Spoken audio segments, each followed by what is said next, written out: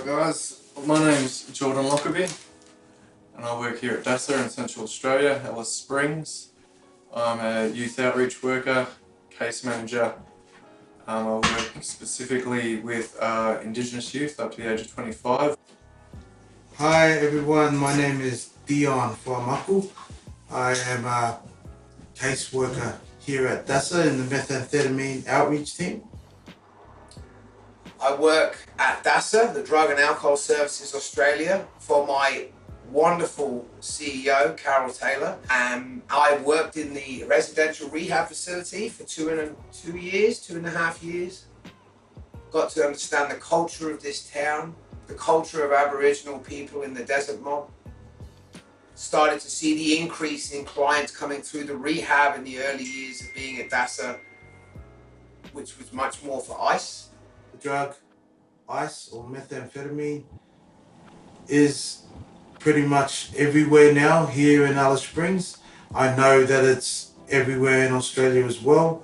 My younger brother had fallen victim to the addiction of methamphetamine, and it kind of drove me to make changes, for people, in my brother's situation. I looked around the community and thought back to my hometown too, and I thought, there's not really a lot being done about this addiction. It's there, but there's not a whole lot actually being done, that I could see. Ice is an insidious drug. It is one of the most addictive drugs on the planet, if not the most addictive.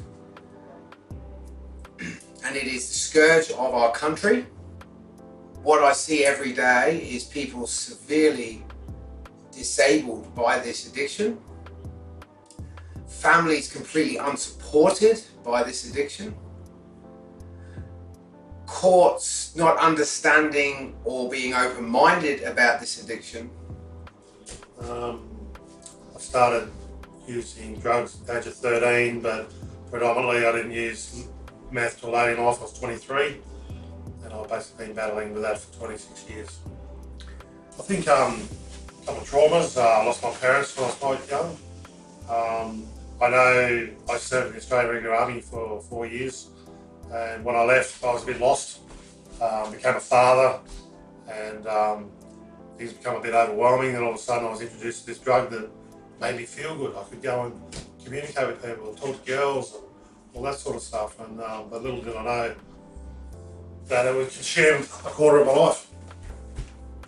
It was difficult, but manageable, thanks to DASA, and mainly DASA give me the tools. So I think the hardest part was just moving on, like letting let go. You've got to let the past go. If you hang on to that sort of stuff, then it's just not good for you. The 16-8 was a huge success, and I'm quite proud of myself. That's the longest period I've had in 25 years. So.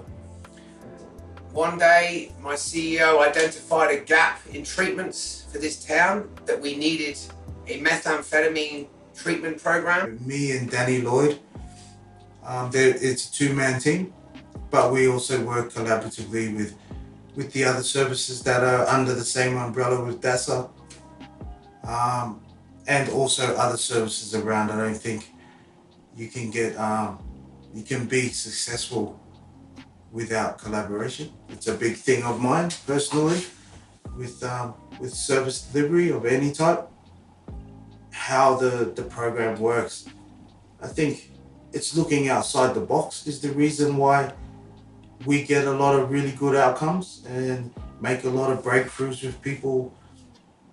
And when I say look outside the box, I'll say, like, not just helping one person, recognizing that they come with a package, especially our Indigenous Australians as well. Australians, our Indigenous Australians they've got a lot of extended family.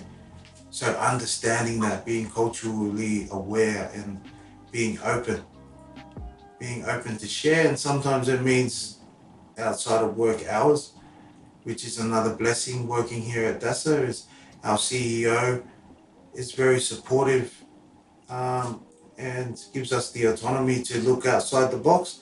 I've never seen it done before, just the intense case management in an outreach setting, and just the way they did their holistic work it was mind-blowing. It was fabulous to be a part of, actually, and I learnt a lot, and I seen the clients took a lot from it too, and I seen people, really deep in addiction, walked out of the addiction, with these case managers, which it was really, really cool to see. A service in the community that can go and support people on a daily and weekly basis while they are trying to abstain or after abstinence recover. It is vital.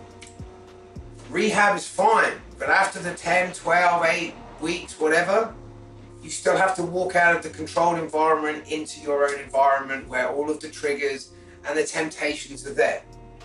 And so without having an outreach service to transition through from rehab and continue to be supported by, people will more often than not lapse and possibly relapse back to their old behavior patterns. The numbers here are very high. Like the wait list is huge. So if you just think in a simple sense, there's so many people in Central Australia that are struggling with ice, methamphetamine addiction, and those of us that work in the space and have the knowledge understand that, addiction comes with so many layers, Like nobody wakes up and decides to be an addict.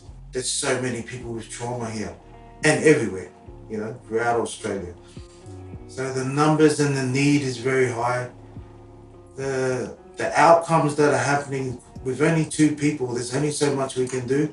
So, but that's the passion that we have in this team about it. But that also reflects the need for more resources, more staff, and just more programs around support for those who are addicted, not just on meth, but whether it's alcohol or cannabis or anything.